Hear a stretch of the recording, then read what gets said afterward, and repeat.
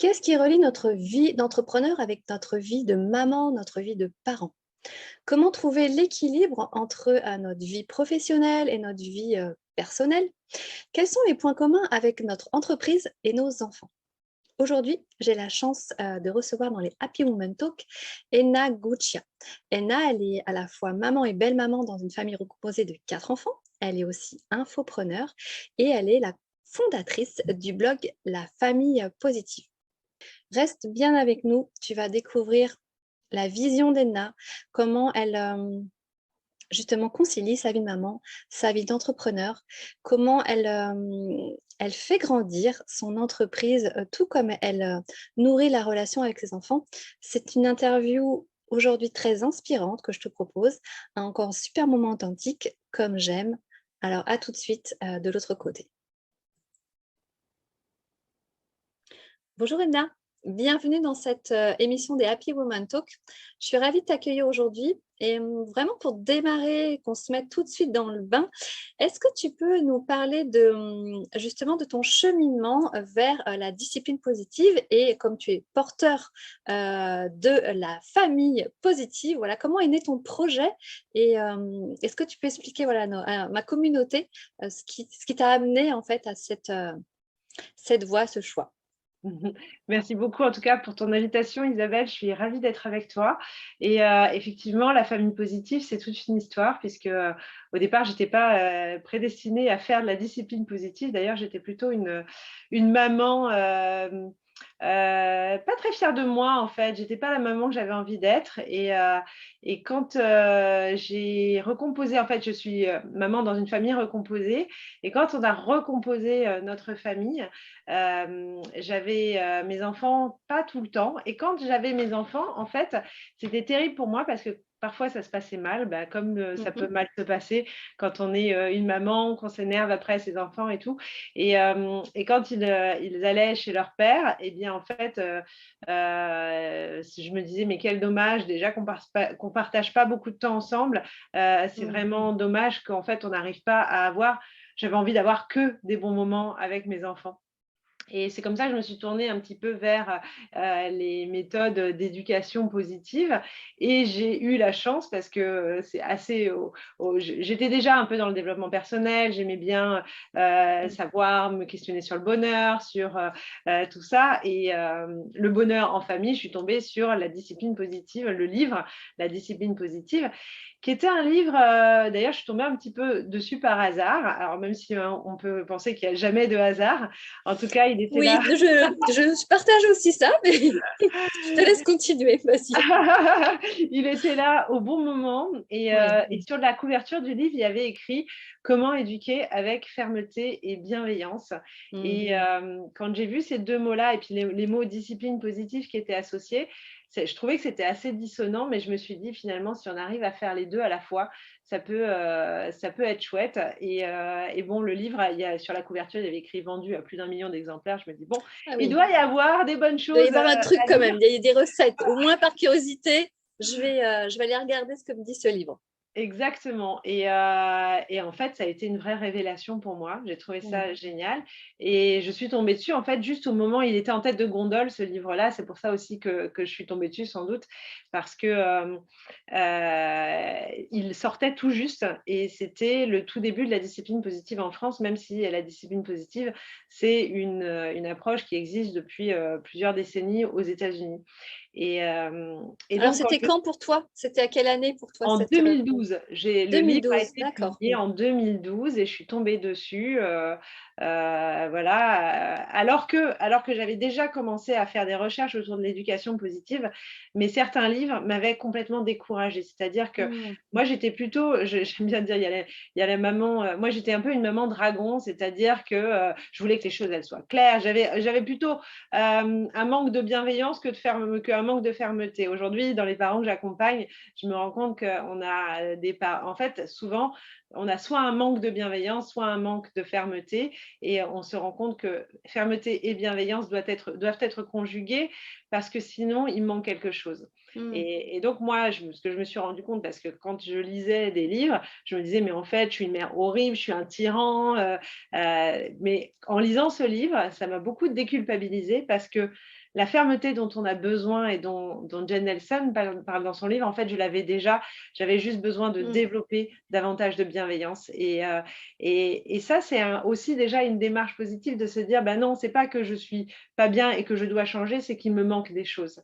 Et donc, comment je vais au fur et à mesure mettre en place une nouvelle approche, mettre en place une nouvelle façon d'être avec mon enfant pour apporter la bienveillance dont je manquais en fait. Et au fur et à mesure que je lisais, je me rendais compte qu'il me manquait tout ça.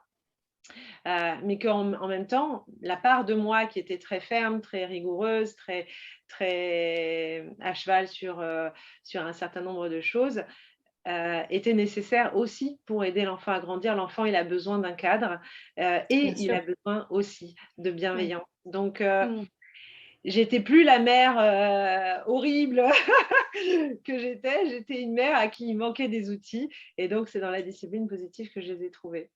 Ouais, c'est très intéressant ce que tu dis parce que pour les parents qui vont écouter cette vidéo, je dis parents parce que ça peut être des papas ou des mamans, finalement, en fait, ce que tu es en train de dire, c'est qu'on est imparfait, mais c'est OK, qu'on a tous des niveaux d'exigence qui peuvent être différents et en fait, ça peut être amélioré avec des outils. Exactement. Ça, c'est top. Ça veut dire qu'on peut être en mode solution et s'améliorer. Et aujourd'hui, tu dirais avec le recul, donc ton livre, tu l'as lu en 2012, aujourd'hui on est en 2022, donc il s'est passé beaucoup de temps. Ta relation avec tes enfants, elle s'est construite dans quelle direction? Alors, donc famille recomposée, maman de 3 garçons, donc dans une famille recomposée de 4 enfants. Mon mari avait Oui. une fille quand on s'est rencontrés. Moi, j'avais 2 garçons et puis on en a eu un 3e, enfin, j'ai eu mon 3e garçon avec mon fils, mais du coup, à nous 2, on avait 4 enfants. La famille recomposée, c'est un vrai challenge et dans Mmh. cette société où il y a, je crois qu'en global, c'est un mariage sur 2 qui finit par un divorce ou en région parisienne et un mariage sur 3 en France. Mmh. La famille recomposée, c'est un peu la suite logique si on a envie Mmh. ouais, du divorce, si on a envie de reconstruire quelque chose, si on a envie de refonder une famille. Et il y a un vrai challenge dans ça, puisque dans la famille recomposée, on peut, alors la recomposition familiale, il y a plein de sortes de recomposition familiale, mais on peut devoir ou avoir des enfants qui ne sont pas les nôtres. Et, Mmh. et du coup, Oui. en fait, on doit recomposer avec tout ça. Mmh. Et c'est vrai que la relation, il y avait bien sûr la relation que j'avais avec mes propres enfants, mais dans un contexte d'amour inconditionnel que l'on peut avoir pour nos enfants, où on va leur pardonner un certain nombre de choses, où on va accepter un certain nombre de choses.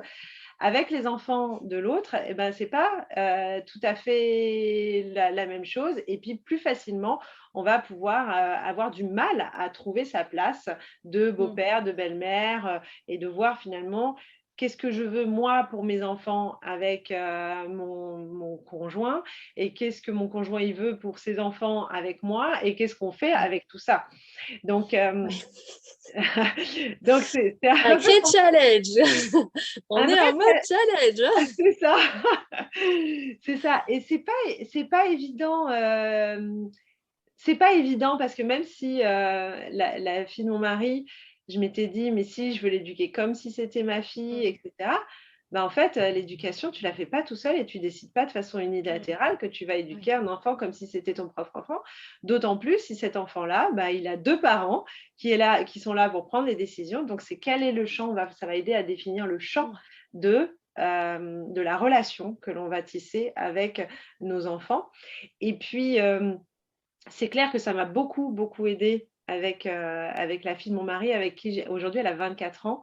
Donc Mmh. on a une très belle relation ensemble.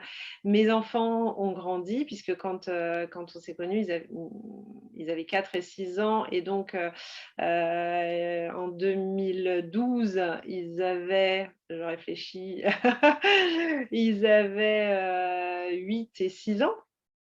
Donc, du coup, ils ont grandi un petit peu avec la discipline positive et non, pardon, 8 et 10 ans. Et Célia, elle était plus grande. Mais ils ont connu, en tout cas, avant la discipline Oui. positive et après la discipline positive, ce qui n'est pas le cas du petit dernier, puis qui est né, lui, il avait juste 1 an quand j'ai découvert la discipline positive. Et D'accord. après, il y a eu quand même cet espace où j'avais lu le livre en 2012. Et puis, malgré tout, je me rendais compte que ce n'était pas parce qu'on avait lu un bouquin que, tac, ça venait tout seul. La baguette magique est arrivée. Il n'y a pas de baguette magique, il n'y a pas de recette toute faite qui fonctionne. En réalité, ça demande aussi du temps d'apprentissage. Moi, je compare ça beaucoup à l'apprentissage d'une langue parce qu'il faut apprendre à parler discipline positive et il faut apprendre à être discipline positive avec ses enfants. Et finalement, en 2014, donc c'était 2 ans après avoir lu le livre, il y a eu une grosse crise à la maison, un gros pétage de plomb avec ma belle-fille, enfin voilà, tout partait en cacahuète, c'était pas du tout ce que je voulais. Et pour autant, ça n'a pas remis en question le fait que je voulais être dans cette démarche-là. Au contraire, je me suis dit aujourd'hui, je suis convaincue que c'est ça que je veux pour mes enfants, c'est ça que je veux pour notre famille, c'est ce vers quoi je veux aller. J'y arrive pas, donc je vais m'inscrire à des ateliers de parents. Et en fait, en m'inscrivant à des ateliers de parents, là, on sent bien que avec la lecture du livre, on a une compréhension intellectuelle des choses et avec Oui. la mise en pratique pendant des ateliers, on va avoir une compréhension viscérale des choses parce qu'on va les vivre. Et moi, j'ai trouvé ça vraiment tellement transformant, tellement génial je travaillais à côté, j'ai une formation d'ingénieur, donc je travaillais, j'avais une équipe aussi à manager, donc c'était marrant aussi de voir comment la discipline positive a aussi influencé mon Peut se management. dupliquer chez les adultes, comme par magie pour le coup. Exactement. Et du coup, j'ai décidé en fait de me former pour pouvoir transmettre ça à d'autres parents. Donc, c'était en 2014, juste après avoir fait les ateliers.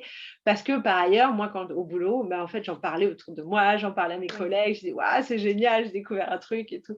Et autour de ça, je me suis dit, mais en fait, ça m'amuserait bien de pouvoir transmettre ça à d'autres parents.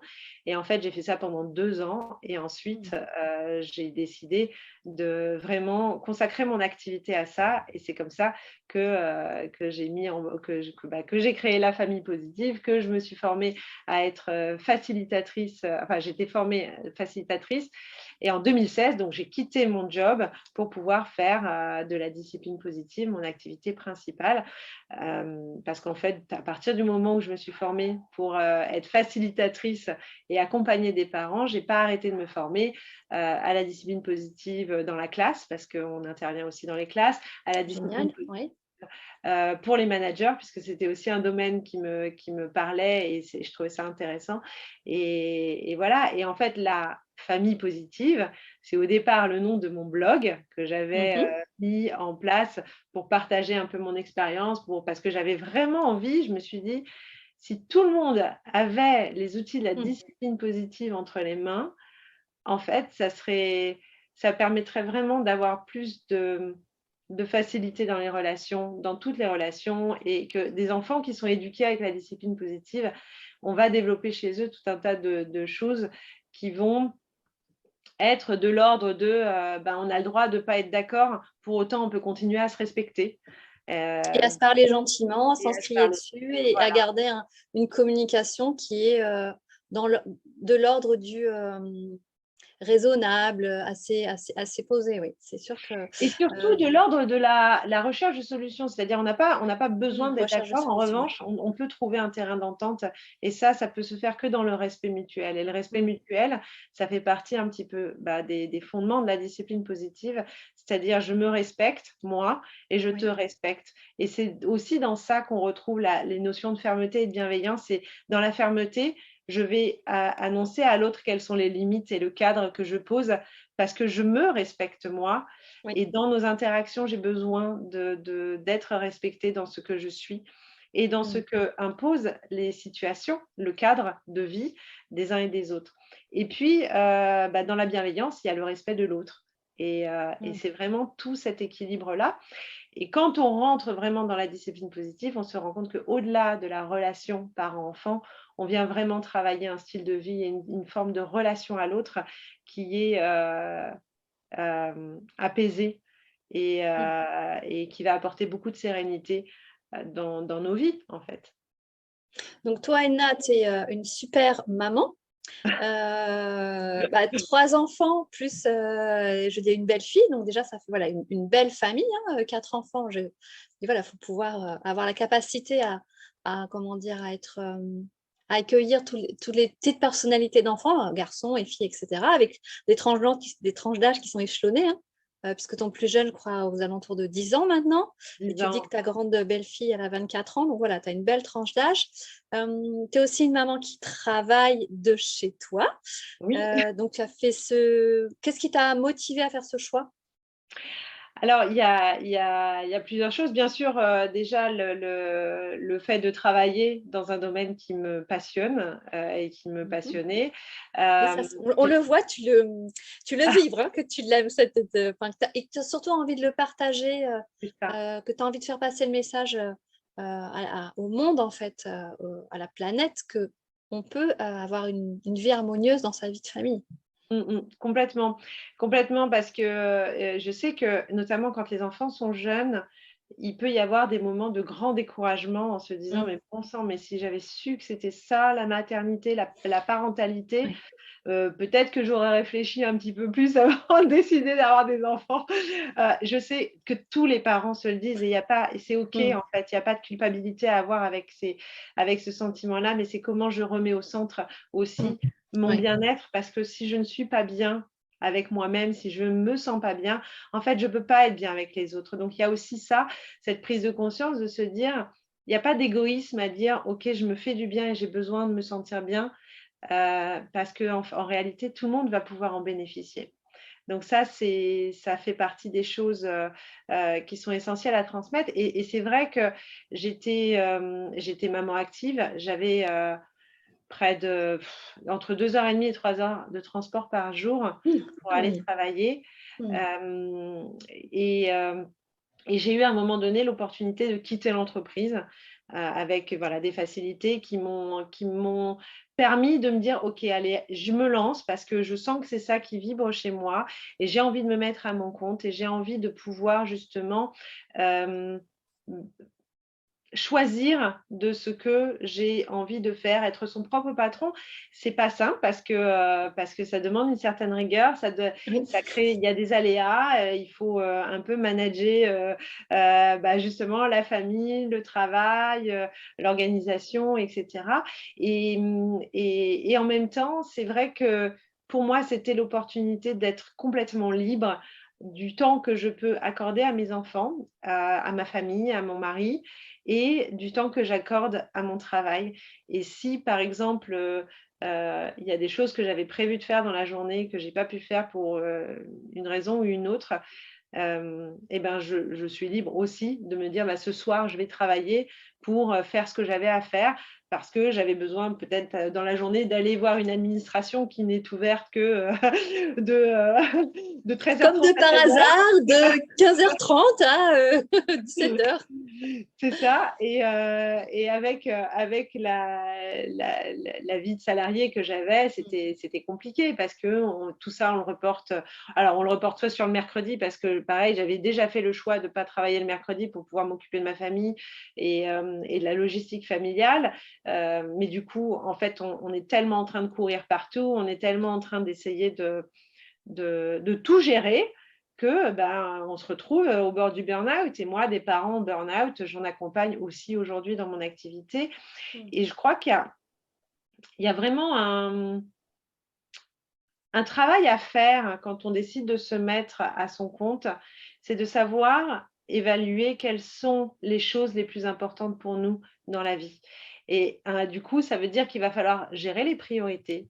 Ça veut dire qu'il va falloir aussi peut-être faire des choix et de se dire que allez, si, j'ai pas une maison absolument impeccable, bien rangée, pas de poussière et cetera, peut-être qu'à ce moment-là, c'est pas ce qu'il y a de plus important, Mmh. et que je préférerais passer du temps avec mon enfant parce qu'il me demande de faire un jeu de société avec lui et que c'est sa façon à lui de me dire: «Maman, montre-moi que tu m'aimes, montre-moi que j'ai de l'importance pour toi», et de laisser tomber, peut-être mon éponge ou mon balai en disant: «OK, allez, c'est pas grave, le ménage ça attendra» ou autre chose.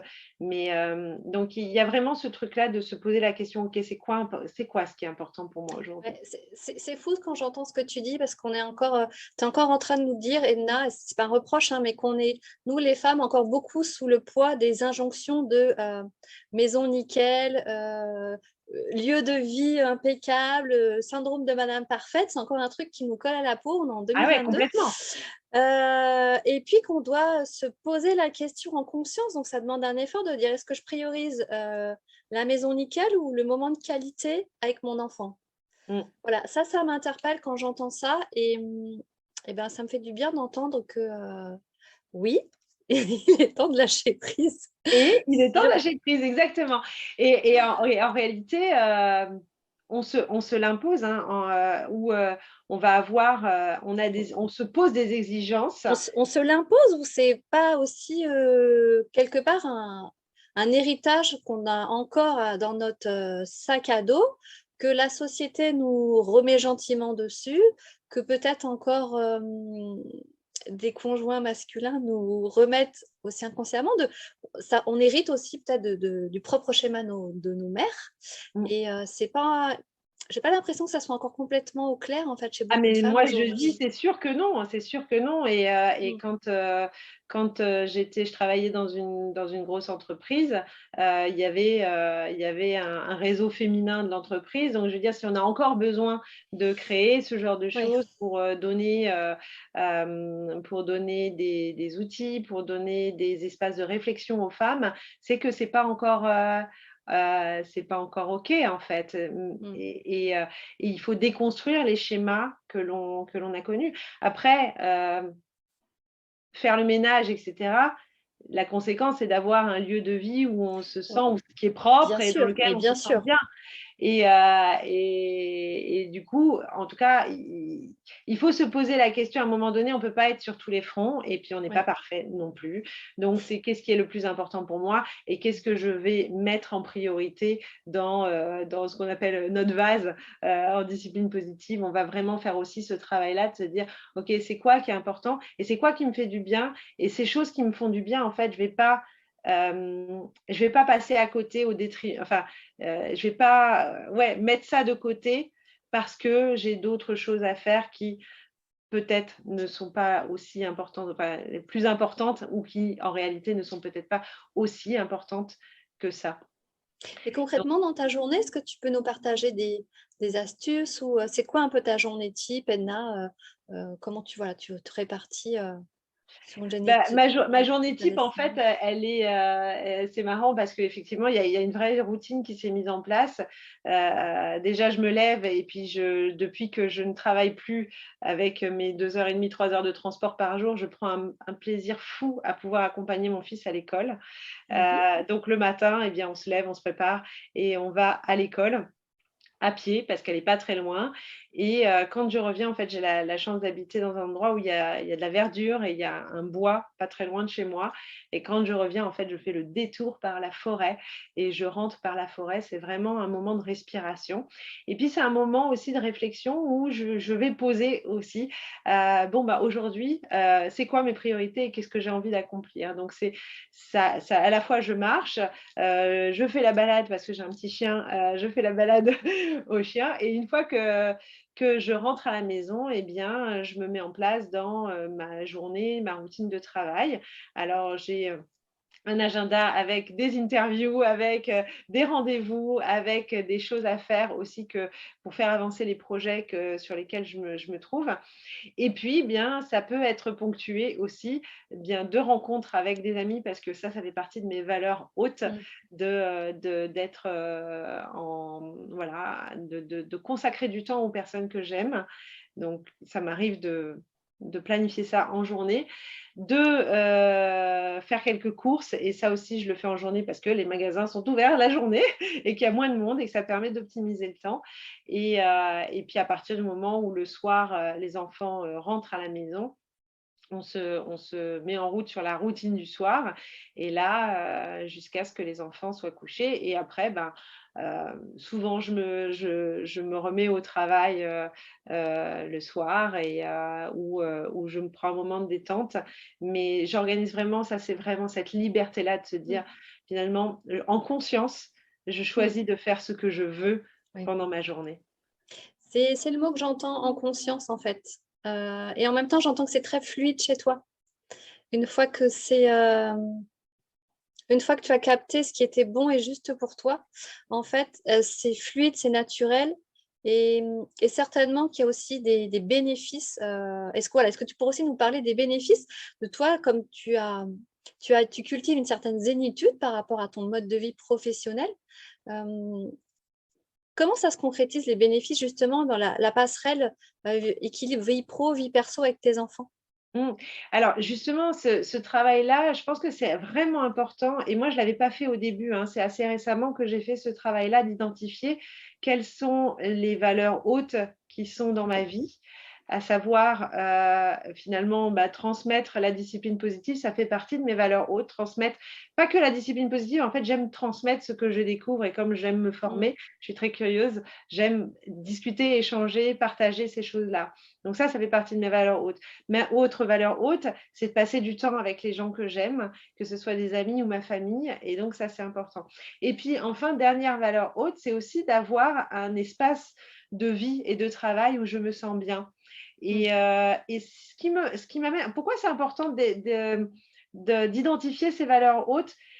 C'est important parce que justement, si je prends un temps pour prendre un café ou avoir un déjeuner avec une amie à moi, je sais que je suis en train de nourrir une valeur et que si je nourris cette valeur, alors je vais être mieux et bien pour pouvoir faire les choses. Donc ça permet de déculpabiliser en disant: «OK, là en fait, oh là là, j'ai pas bossé, j'ai rien foutu de la journée» et cetera.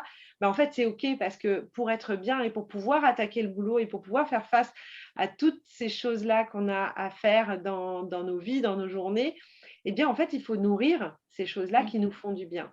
Donc, c'est aussi prendre du recul avec qu'est-ce qui me fait du bien et si ça me fait du bien, en fait, c'est OK et c'est bon pour moi, c'est bon pour les autres parce que quand les enfants, si j'ai passé une bonne journée, que j'ai eu un moment avec une amie, que j'ai pu, m'occuper de faire avancer des affaires familiales ou personnelles. En fait, je suis bien avec mes enfants quand ils rentrent à la maison et je suis pas dans la frustration en me disant: «Oh là là, j'ai rien foutu», alors qu'en fait, je suis allée faire les courses et en fait, j'y ai passé, j'ai trouvé un truc sympa, j'ai commencé à je sais pas, à chiner quelque chose pour ma maison et en fait, j'aurais dû bosser et ça va pas du tout. En fait, cool, j'ai juste nourri une valeur haute à ce moment-là. Le fait de travailler, je sais que j'en ai besoin et je sais et j'ai l'avantage de faire un boulot, d'avoir choisi un boulot qui me plaît. Donc, là aussi, c'est important de se dire: «En fait, il y a un temps pour tout». Mmh. Oui et puis j'imagine que dans les parents que tu accompagnes dans tes ateliers, ils ont besoin de voir une maman, qui est alignée avec ce qu'elle dit, avec ce qu'elle propose. Ah bah oui! J'imagine ce que tu me racontes là, ce que tu me décris, hem, quelque part tu le transpires, c'est ce qu'ils viennent capter chez toi quand ils suivent tes ateliers.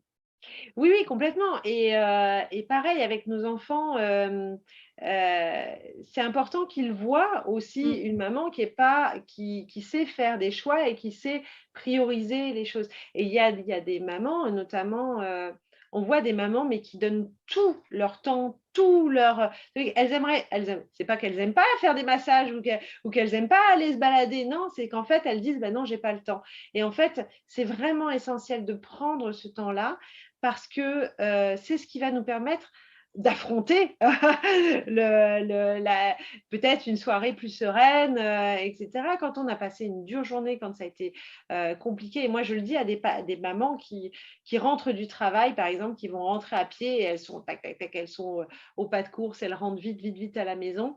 Je dis: «Mais en fait, peut-être vous avez besoin d'un sas aussi entre le moment où vous avez travaillé et Mmh. le moment où vous rentrez à la maison, avant de vous occuper de vos enfants». Mmh. Si faire un détour par la forêt, ça vous fait du bien, mais prenez ces 10 minutes parce qu'en fait, tout le monde va en bénéficier.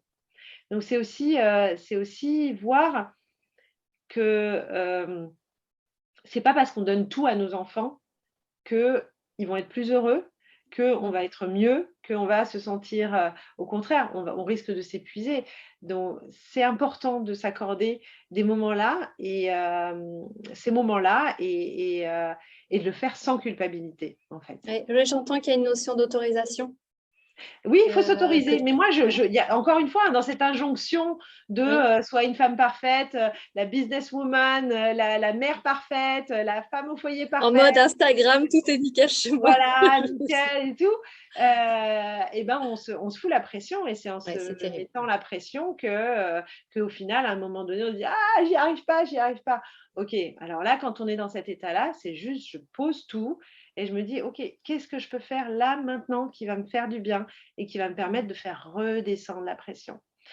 Euh, Après, il y a aussi quand même ce truc-là, c'est que quand on met en place la discipline positive, on est équipé pour faire face aux défis qu'on rencontre avec nos enfants. Et Dieu sait qu'on en rencontre des défis. Quand ils sont petits, ça peut être compliqué parce qu'ils se roulent par terre, ils n'ont pas envie ou ils sont peut-être fatigués. Et nous, si on est fatigué aussi, et ben en fait, ça fait des soirées pourries parce qu'on est tous en stress, etc. Tout comme quand nos ados grandissent, Oui. que c'est pas facile pour eux, c'est pas facile pour nous, parce que ils ont tendance à être peut-être dans le comment dire, dans le Le conflit mode avec rebelle, le les mode rebelles, agressif, etc. le mode d'expression devient encore différent, évolue quand on est sur le mode ado. Exactement. Et Ouais. ben, franchement, quand je vois ces difficultés-là, je me dis, le nombre de fois où je me suis dit, mais heureusement que je suis équipée, parce que franchement, ça serait très compliqué. Ouais, et là, en fait, tu es une maman comme les autres avec des super outils. C'est ça que j'adore partager. Et avoir ces lectures et cette grille de compréhension de l'enfance, de l'adolescence, de savoir qu'est-ce qu'on fait, qu'est-ce qui sera bien pour lui, qu'est-ce qui sera bien pour nous. Notamment, un des outils qui est absolument incontournable, c'est le temps de pause. On ne résout rien quand on est au cœur du conflit, on ne résout rien quand on a pété un câble. En fait, il y a un moment donné, il faut dire stop.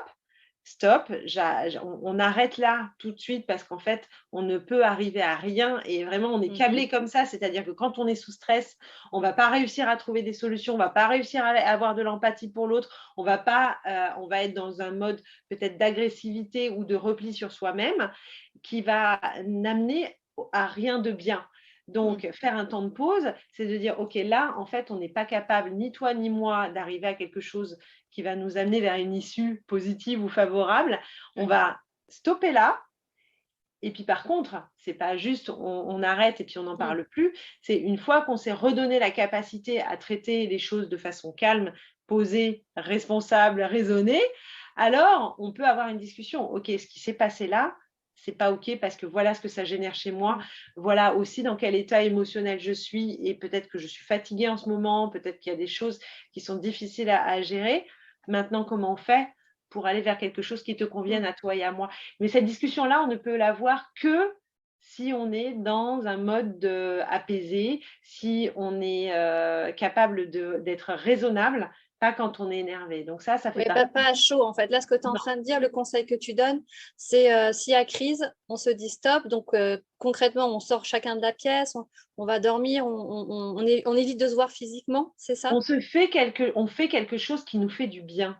On Et fait quelque ça, chose il y a qui nous fait que, du ouais, bien, d'accord? Un peu chacun en mode chacun de son côté. ouais. Euh, et le parent peut reprendre l'initiative d'une discussion quand déjà lui se sent ressourcé ou en tout cas apaisé, et quand il sent son enfant ou son ado un peu plus en capacité aussi à recevoir un message. Oui, et Et puis, c'est ben, le parent qui va déclencher la nouvelle discussion, en fait. oui, mais pas en disant, OK, voilà, maintenant j'ai décidé, on va discuter de ce qui s'est passé parce que c'est pas. Mm. Non, en fait, c'est plus vraiment, on est beaucoup dans la coopération en discipline positive parce que la relation, elle se construit à deux. Donc, à partir du moment où il y a une relation ou des décisions unilatérales, de façon naturelle, on va au conflit. en réalité. À partir, Oui. n'importe qui te dit: «Attends, là, maintenant, tu viens, je dois te parler». Ouais, mais en fait, là, c'est peut-être pas le moment pour moi, donc Mmh. je vais pas y mettre de la bonne volonté. Et pour nos Mmh. ados, c'est d'autant plus vrai. Mmh. Donc, c'est réussir à dire: «OK, là, ce qui s'est passé, c'est pas OK. Maintenant, la situation dans laquelle on est, elle peut pas durer. À quel moment est-ce qu'on peut» et on va peut-être déjà commencer à ouvrir la discussion Mmh. sur à quel moment est-ce qu'on peut se prendre un temps tous les 2 pour discuter de ça et essayer de trouver des solutions. Et on Mmh. n'est plus dans un mode, Ouais. je vais te faire payer pour ce que tu as fait ou Oui. je vais te faire plier ou par la terreur ou par l'humiliation, on va venir faire à l'enfant ce que l'on veut qu'il fasse, mais plutôt dans un mode de coopération, parce qu'on a tous à y gagner.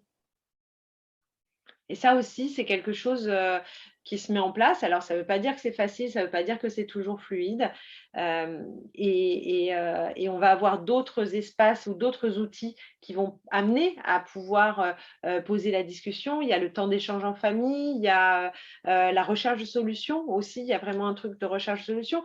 Il y a comment on va passer un accord, ça fait partie des outils que l'on utilise en discipline Mmh. positive. Comment on pose un accord avec son enfant et d'autant plus avec son ado. Avec son ado. Et comment on le fait respecter? Parce que quand Oui. on est dans cette démarche-là d'impliquer l'enfant, Ouais, quand c'est on est ça. dans cette démarche-là d'impliquer l'enfant et dans cette démarche bienveillante, l'enfant, il est globalement, il est plutôt prêt à coopérer parce qu'il voit qu'on fait un pas vers lui. Oui. En revanche, au moment de respecter l'accord qu'on a passé ensemble il y a quelques heures ou quelques jours, ah bah, peut-être que toutes les bonnes, volontés du monde, s'effondrent et il y a pas de voilà. Donc c'est aussi, comment on fait dans ces cas-là quand l'enfant, finalement fait pas ce qu'il avait dit qu'il ferait? Est-ce que, s'énerver en fait, en réalité ça sert à rien et on va pouvoir justement poser son autorité de façon ferme et bienveillante, avec voilà, les outils de discipline positive, il y en a 50 des outils en réalité.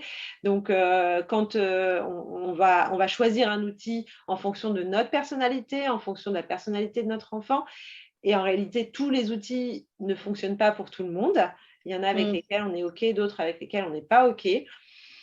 Ce qui est intéressant, c'est que quand on a un problème, on n'a pas juste une solution, on en a plusieurs et c'est là que c'est C'est chouette. super ça. C'est super d'entendre ça, en fait. Ça donne beaucoup d'espoir, en fait, à des parents qui sont peut-être en galère, en fait, quand ils vont regarder cette interview, de se dire, c'est peut-être un problème, mais c'est beaucoup de solutions, en tout cas plusieurs solutions, qui s'offrent à moi et ça, c'est un vrai moment de respiration pour le parent Oui et puis dans la discussion, hem et l'enfant peut l'entendre aussi, parce que si le parent le reçoit, en fait, je pense que l'enfant ou l'ado va aussi capter qu'on est en mode solution et pour apaiser les tensions, d'un côté comme de l'autre, hem, moi je suis persuadée, voilà, que ça fait baisser les ça amène de l'apaisement en tout cas, quand il y a des solutions de part et d'autre. Parce qu'il y a Ça amène de l'apaisement. Alors, je pense que c'est important de dire, cela dit, que quand on est dans ce changement-là oui, de de de paradigme relation, de switch, ouais. l'enfant peut, moi, une fois, à un moment donné, il y a mon enfant, je dis: «OK, bon, bah, qu'est-ce qu'on peut faire maintenant Mmh, pour que ça se passe mieux?» Et ben, lui, alors c'était en plus, bon, c'était en pleine adolescence et c'était une période, vraiment compliquée. Il me dit: «Mais tu rigoles, pour que ça se passe mieux, faut que tu me laisses faire ce que je veux et tout». Enfin voilà et il croyait presque qu'il y avait un peu, d'ironie ou mmh, donc ils peuvent presque mal le prendre parce que aussi, quelque part, ça peut être plus confortable, hein, pour un enfant ou un ado d'avoir simplement à faire ce qu'on lui dit de faire et plutôt que quand on l'implique, on va lui demander aussi de réfléchir à des solutions et à partir du moment où il réfléchit avec nous à des solutions, eh bien, il prend aussi l'engagement et la responsabilité de dire: «Bah, oui, en fait, c'est moi aussi qui ai discuté, qui ai décidé que ça se passerait comme ça ou comme ça».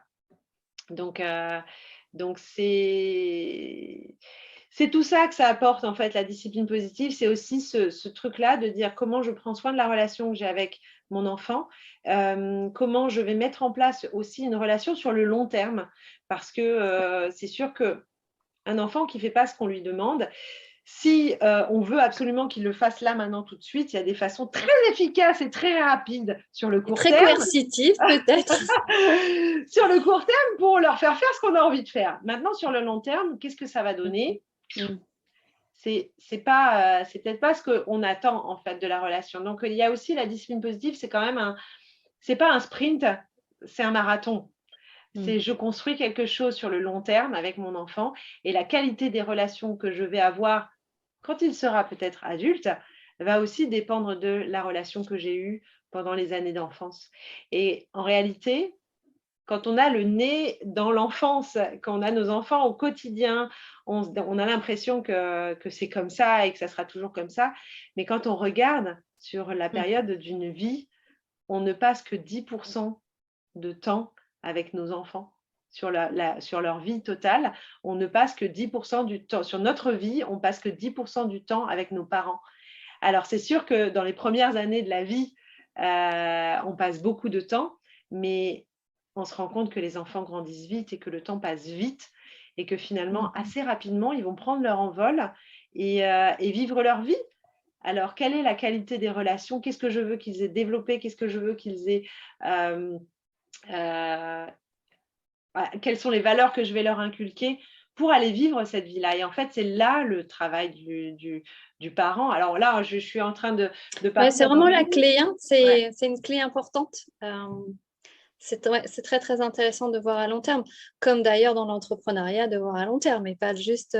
Exactement. depuis que je t'écoute et je me dis qu'il y a beaucoup de similitudes entre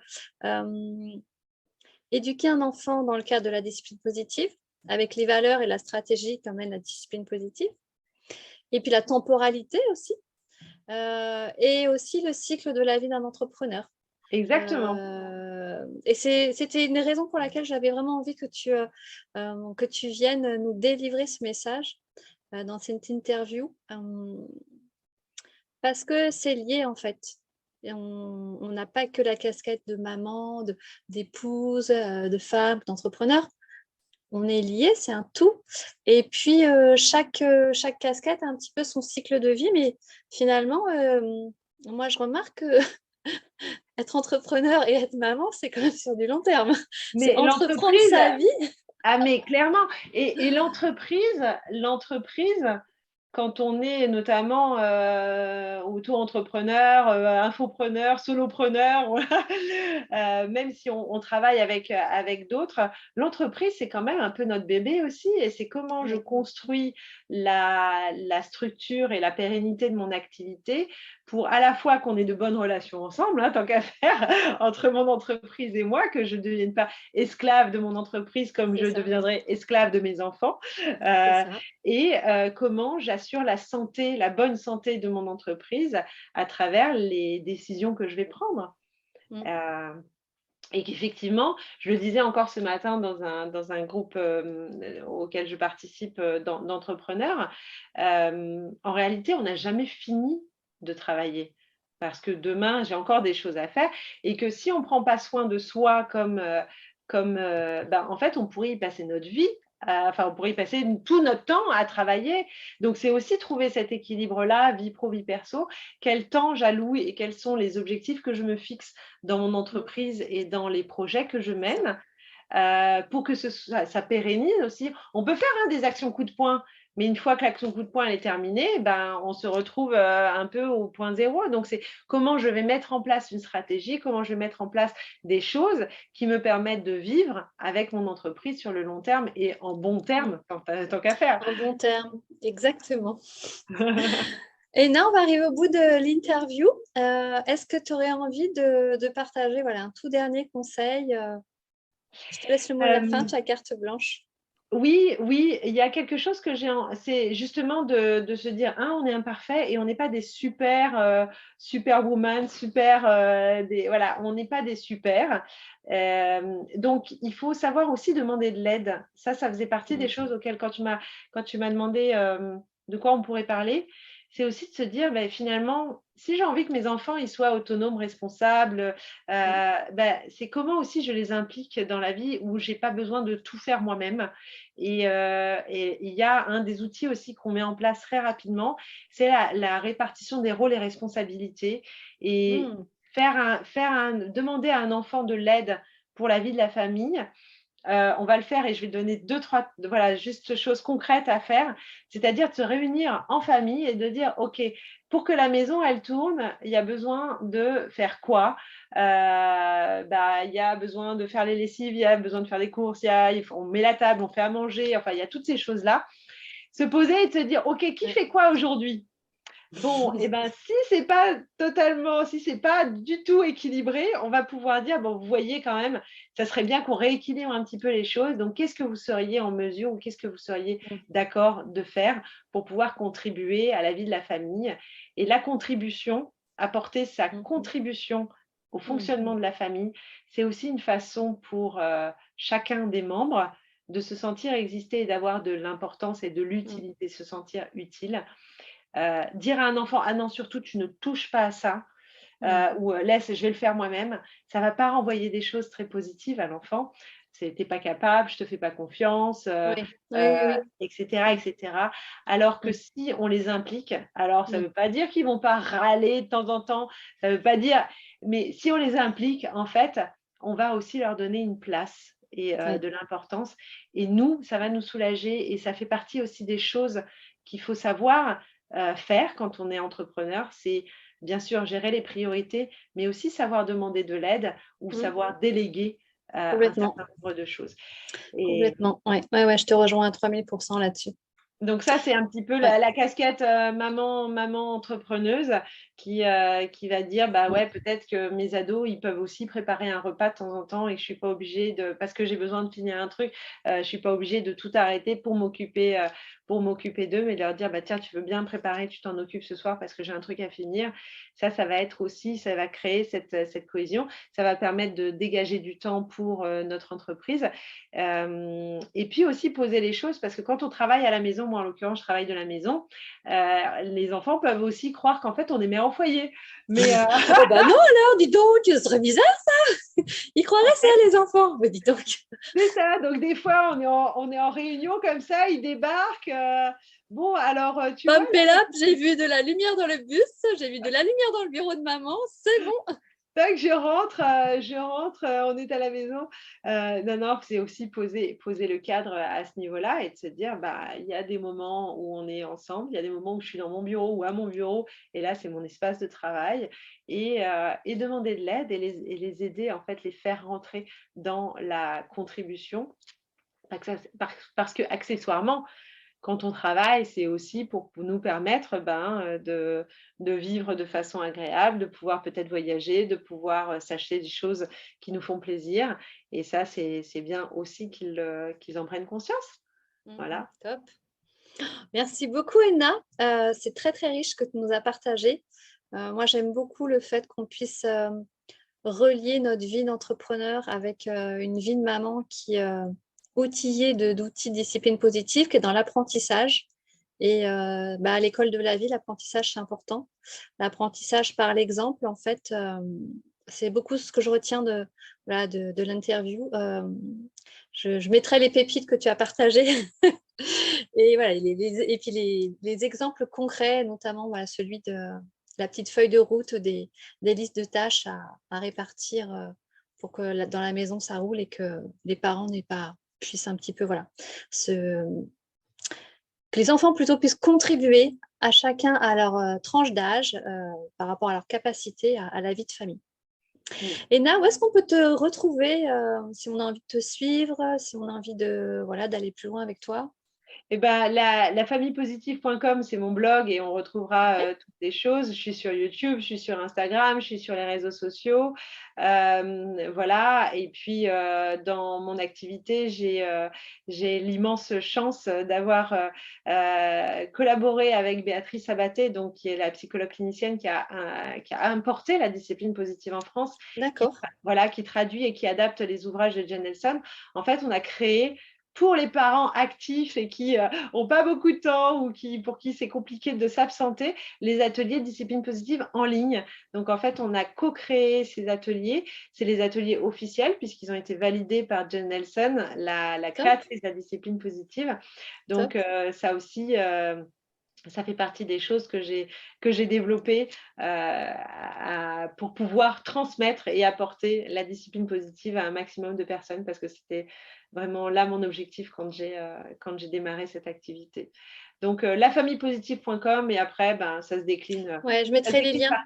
Je mettrai les liens sur la vidéo pour retrouver Edna. Et voilà, si vous voulez suivre Edna et son enthousiasme débordant, et si vous avez besoin d'aide aussi, voilà, en tant que parent, ben, je vous mettrai les liens pour retrouver son contenu et comment aller plus loin avec elle. Merci beaucoup, Edna. Merci Ce à moment est toi. passé super vite. Voilà, c'est un sujet que j'aime beaucoup et la façon dont tu le présentes avec l'énergie et la bienveillance que tu amènes, ça a l'air simple, mais pas simpliste, parce que bah, quand on rentre dans le concret, un humain qui doit interagir avec un autre humain, il y a beaucoup de paramètres qui rentrent en jeu. Mais voilà, ce que je retiens vraiment, c'est le sourire et la patience et le fait de persévérer et de faire de son mieux. Exactement. Voilà, des belles leçons. Merci beaucoup, Isabelle, et à bientôt. À bientôt, Ina. Et merci à ceux qui nous auront suivis sur cette interview.